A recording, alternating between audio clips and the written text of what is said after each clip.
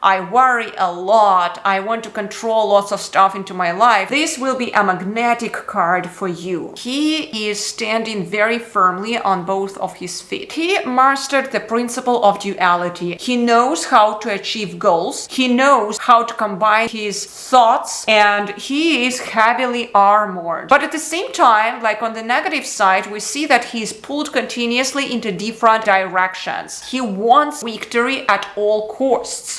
Forgiveness, it's another form of expression of love. You have to forgive all the imperfections around you. You asked that increase in wealth, but you don't know how to manage it. They get too much into that controlling freaking mode, and the speed is increasing. It happens that you crush. They could do so much more impact here by just forgiving the imperfect world around them. Hello, beautiful souls. So today we will be discussing the card Chariot. Those of you who are experiencing the lack of control in your life, probably this will be the healing card for you. Or whenever you experience lots of anxiety, that troublesome approach, when I am a warrior, not like a warrior, but a warrior. I worry a lot, I want to control lots of stuff into my life, so this will be a magnetic card for you. Why? Because look at this card. Let's analyze this Chariot here. So if we look at him, how determined he is. He's literally illuminating that self-assurance, determination, self-control. He knows in which direction he is moving, right? He is a very, very stable man. He is standing very firmly on both of his feet. In front of him, we can see two sphinxes, and they represent the mysteries of life. They are not literally running away of him, they are standing in front of him. He's not being pulled by them, but he's aware of them. He is aware that there are mysteries of life, and they have their role into his life. So he mastered the principle of duality. Everything in his life, as you can see, it's dual and it's replicating one another. So we see that one side of a curtain is moving to one side, another side is moving to another side. It's just like reflecting each other,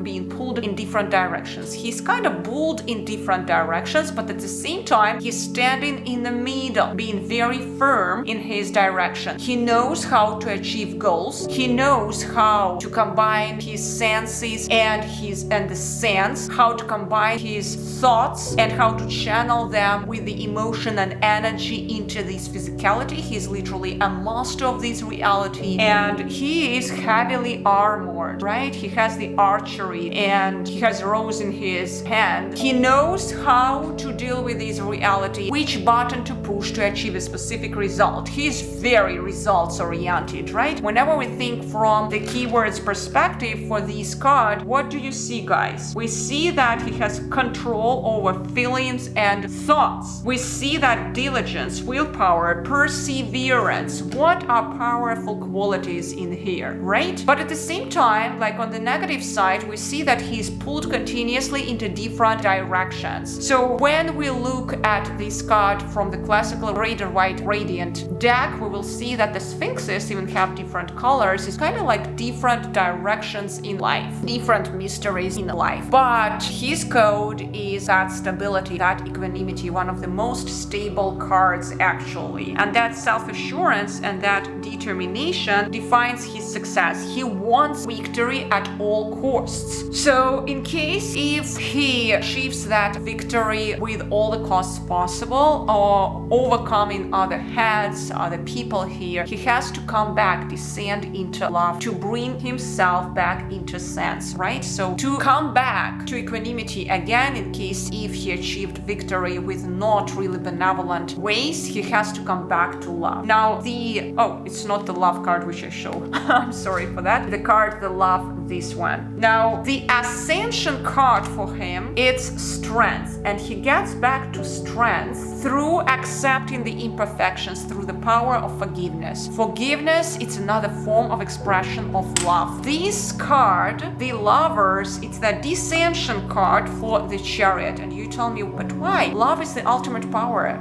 love based on the major arcana is not the ultimate power. It's only card number 6. And here, this card represents that seeking of that wholeness and completeness. And once you achieve it, you know what is right, what is wrong for you. You become super clear, and that's how you ascend to that charioteer archetypal part of you, right? So the way to make that quick jump start to the strength, you have to forgive all the imperfections around you, because guess what? Once you start increasing the speed, and I observed it so many times, my husband and I, we've been going to many business circles. I was accompanying him all the time, and I've seen how guys start speeding up in their business endeavors, and they still didn't fix themselves fully. They get out of that charioteer mode very quickly. They have to get back to love. They have to get back to this so that they would get back to center. But I've never seen anyone who actually was a very, very forgiving person there, because if you don't forgive the imperfections around you, what's happening, you go very quickly to anxiety. You become more and more controlling person. You become a controlling freak, and it speeds up a lot the environment around you, and you are just like the driver in that car. The speed increased that much, you cannot control it already, so anxiety levels increase, and you already don't want all this what is happening into your life. You don't want that type of speed already. You asked that increasing wealth, but you don't know how to manage it. Your skill set of a driver is not attributed to your car, and you get nuts about it. So believe me, I've seen so many cases like this in many business circles which we visited with my husband, and I've seen like guys there filled with anxiety, and that anxiety is not healed by any kind of meditation.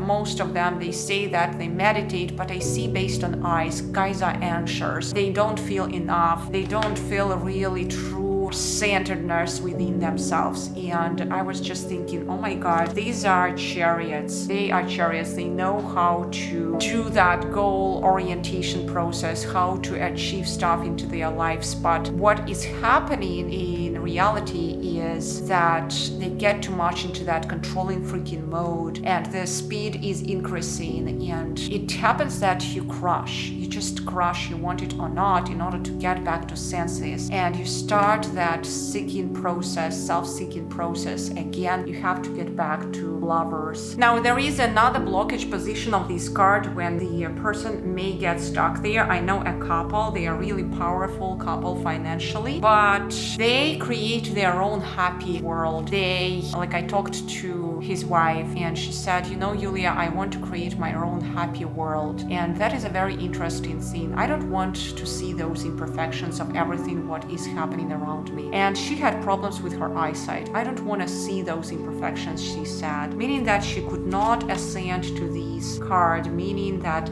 they could do so much more impact here by just forgiving the imperfect world around them. And yes, they create so much more impact from a regular job perspective, but they could do so much more with their resources. And guess what's happening? They get stuck in that Chariot card. They don't really ascend to the card of the real strength. They are controlling their happy world, and that's where they are today. And you know, I've been watching not so long ago Sadhguru, and I love this guy. What he said that he met so many powerful rich people in India, and they keep planting trees, and they are so proud of it, and they create their happy worlds around. But that much how they can do. They could do so much more with their resources, but they limit their happy world to that small gardening experience here and there. With that level of power, financial resources, they could do so much more. And he said, I don't remember which video, but he mentioned, hey, how much more could you actually do if you just would even realize that? But that's scary. That's the jump start to another card. But in order to do that jump start, you have to forgive all the imperfections into this world. Go and actually deal with this world, and that's the opening card for the next evolution. So the way to ascend from this card to the card strength is only through taking all your resources, forgiving the world around yourself for all the imperfections happening there, and start dealing with this world. It's the only way